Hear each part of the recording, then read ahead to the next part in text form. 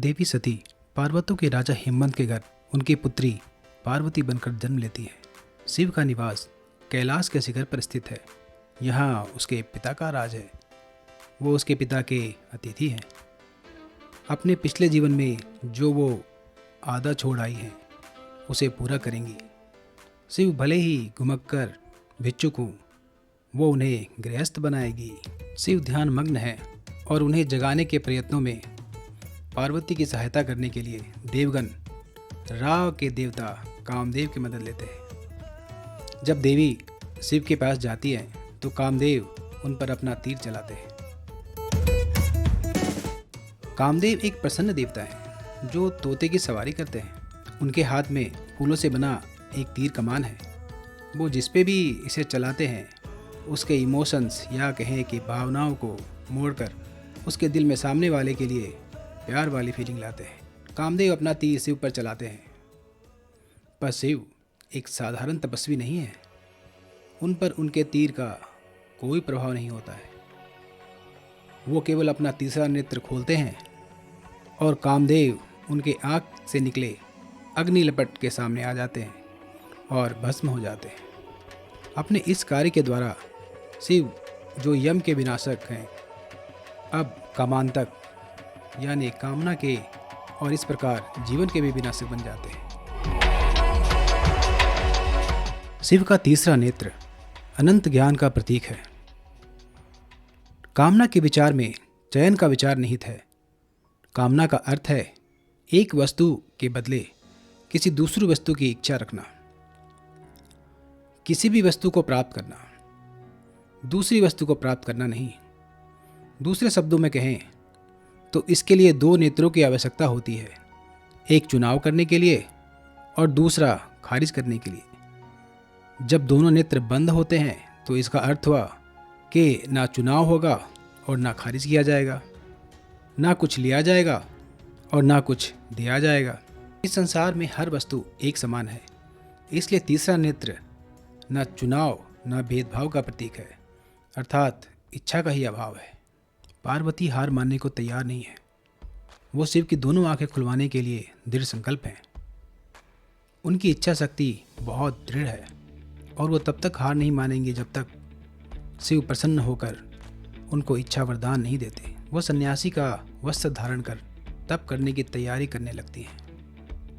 पहले वो एक अंगूठे पर खड़ी होकर ठंडे पर्वत पर तपस्या प्रारंभ करती है, फिर ठंडे पानी में, फिर अग्नि के लपटों में। वो ना कुछ खाती हैं ना पीती हैं, अपने शरीर को तरह तरह के कष्ट देती हुई प्रार्थना करती रहती हैं। पार्वती उन पर्वतों के सामने दृढ़ है जहाँ उसने जन्म लिया है। उसकी दृढ़ता उसकी भक्ति पर आधारित है और भक्ति का आधार है उसकी कामना। वो शिव की कामना करती है। वो चाहती हैं कि वो अपने नेत्र खोलें। वो चाहती हैं कि वो उनका आलिंगन करें। पार्वती की तपस्या अन्य तपस्वियों की तपस्या से भिन्न है। पार्वती शिव से ऐसा वरदान चाहती हैं जिससे दूसरों का लाभ हो। वो अपने सुख कामना के लिए तपस्या नहीं करती, बल्कि संसार के लाभ के लिए करती हैं। साधना के द्वारा वो शिव के हृदय में करुणा और समभाव जगाना चाहती है। उसके बिना सब प्राणी प्रकृति से बंधे रहते हैं। वो उनको बंधन मुक्त करना चाहती है। पार्वती के तप से शिव प्रभावित होते हैं। वो आंखें खोलते हैं और उनकी ओर बढ़ते हैं। पार्वती के पास जाने से पहले शिव ने उनकी परीक्षा लेने का मन बनाया है और वो एक ब्रह्मचारी तपस्वी का रूप लेकर उनके पास पहुंचते हैं। वो पार्वती से पूछते हैं, हे देवी, तुम इतना घोर कठिन तप क्यों कर रही हो? इसका क्या उद्देश्य है? इस पर पार्वती कहती है, हे तपस्वी, मैं जन्म जन्मांतर के लिए शिव को पति के रूप में पाना चाहती हूँ और अगर शिव नहीं मिले तो मैं जलकर भस्म हो जाऊंगी। ब्रह्मचारी ने बोला, शिव तो निर्लज हैं, जानवरों के खाल का वस्त्र धारण करते हैं, शरीर पर भभूत लगा कर रहते हैं। भूत प्रेतों के साथ उनका वास है और तो और उनका कोई घर भी नहीं है। उनकी 3 आंखें हैं। ऐसे आदमी के साथ तुम कैसे रह पाओगी? जिसे गृहस्थ जीवन का कोई ज्ञान ही नहीं है। कहाँ कापाली शिव और कहाँ स्त्रियों में तुम जैसी रत्न। तुम विष्णु और इंद्र जैसे देवताओं को छोड़कर शिव में क्यों ध्यान मग्न हो।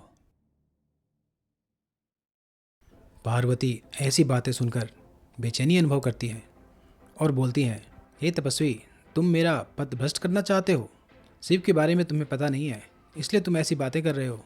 फिर जब तपस्वी ने और कुछ कहना चाहा तो पार्वती ने उसे दूर जाने को कहा। जब वो वहाँ से नहीं गए तो पार्वती ने अपना तप का स्थान बदलने का निर्णय लिया। पार्वती के इस दृढ़ संकल्प को देखकर शिव प्रसन्न हुए और अपने वास्तविक रूप में दर्शन दिया। शिव कहते हैं, बोलो क्या मांगती हो। पार्वती की खुशी का ठिकाना नहीं था।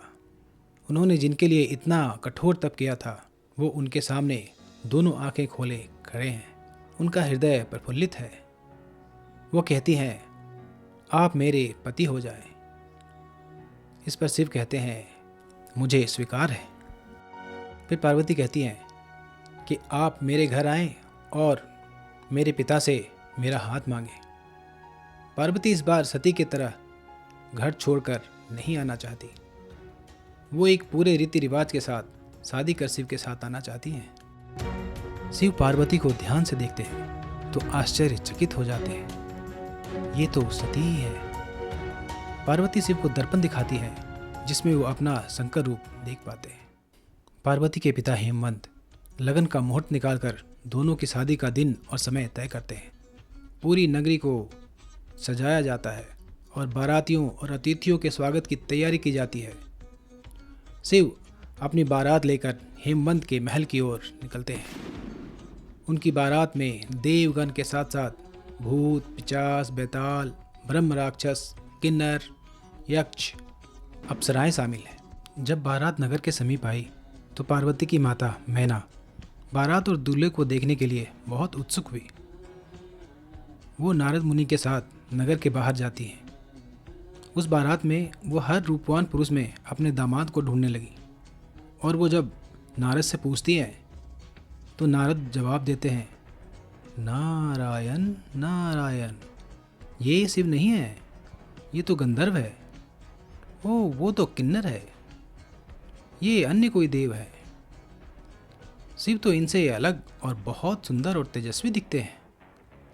इस पर मैना बहुत प्रसन्न हो गई, लेकिन शिव को देखते ही उनकी सारी प्रसन्नता खत्म हो गई और वो शोकाकुल हो उठी।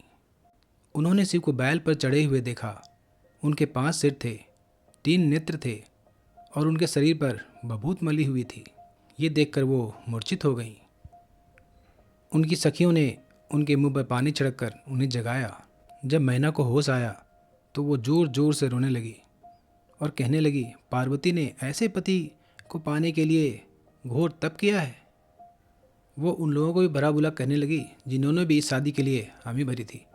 नारद को भी उन्होंने दुष्ट कहा और दूर हो जाने को कहा। मैना लौटकर महल आती है और कहती हैं कि मैं शिव से पार्वती का विवाह नहीं होने दूंगी। इस पर हेमवंत मैना को समझाने की कोशिश करते हैं। वो कहते हैं कि जो सत्य है उसे स्वीकार करना ही उचित है। लेकिन मैना ने अपने पति की एक बात नहीं मानी। इसके बाद पार्वती ने माँ को समझाने का प्रयत्न किया, पर पार्वती की बात से मैना और गुस्सा हो गई और पार्वती को अपशब्द कहने के साथ साथ मारने पीटने लगी। फिर विष्णु ने मैना को समझाने की कोशिश की।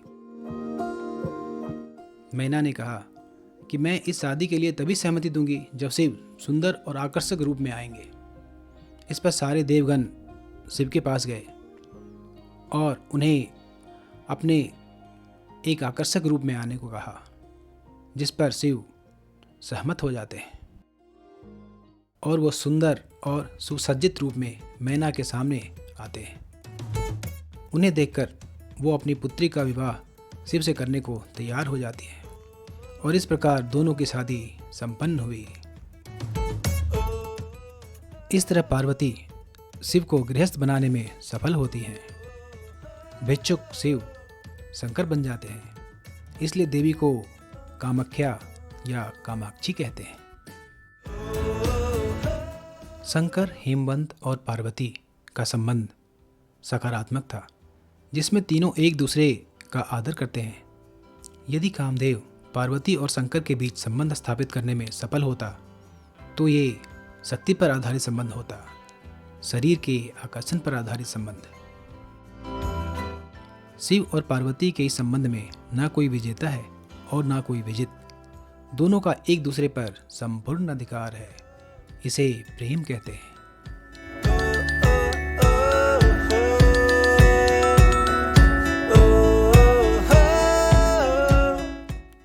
शंकर पार्वती के घर एक नन्हा मेहमान आने वाला है। वो सारे जगत में खुशहाली लाएगा। इसी पर आधारित होगा हमारा अगला एपिसोड नंबर 4।